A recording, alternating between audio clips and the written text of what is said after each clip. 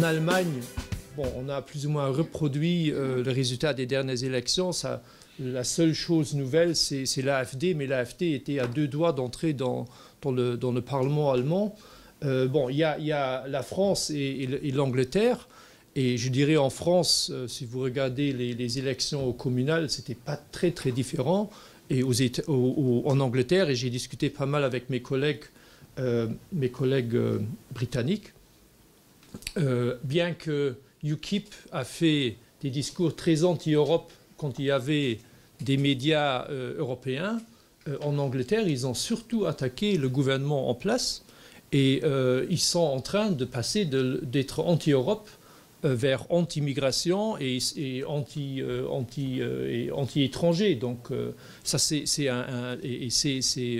donc ça reste, à mon avis, assez... Les dynamiques en Italie, la victoire de Renzi, comment vous l'expliquez si ce n'est pas un phénomène national? Donc moi, je crois qu'il y a eu la candidature de Schulz à tirer la SPD plus haut que peut-être s'il n'y avait pas été candidat. Je crois que le CSV à Luxembourg n'aurait pas été aussi haut s'il n'y avait pas eu la candidature de Juncker.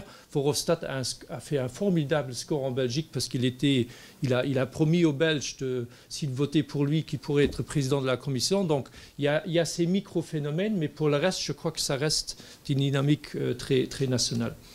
Cela étant dit, on va être maintenant dans une situation très compliquée parce que bon, moi, je crois que Juncker va passer parce que la dynamique enclenchée entre le Parlement européen et le Conseil de gouvernement, en fait, je crois que le Parlement européen va gagner cette bataille. Mais derrière, en fait, ce qui va être super compliqué, c'est comment on va gérer les nouveaux équilibres. Et je vous donne juste un exemple et puis je termine. Quand Renzi dit qu'il n'est pas un grand fan de Juncker, qu'est-ce qu'il y a derrière Renzi? Mais l'Italie est morte économiquement si elle doit suivre le pacte de stabilité. Ils doivent trouver chaque année un bénéfice net de 40 milliards pour diminuer leur dette entre maintenant et sur les 10-15 ans à venir, dont l'Italie est économiquement morte si elle doit suivre le pacte de stabilité. Et d'un autre côté, j'ai Cameron qui pousse, et c'est ça toute l'ambiguïté de Merkel.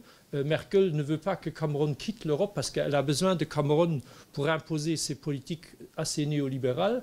Et moi, je ne vois pas très bien comment Merkel va céder à ce qu'elle devrait céder sur la politique de l'austérité pour permettre à l'Europe du Sud de reprendre du souffle, à l'économie de reprendre du souffle face à la pression à la fois britannique, mais aussi sa pression interne avec l'AfD qui est maintenant plus visiblement établie démocratiquement, qui va rendre la solidarité européenne de l'Allemagne encore beaucoup plus difficile.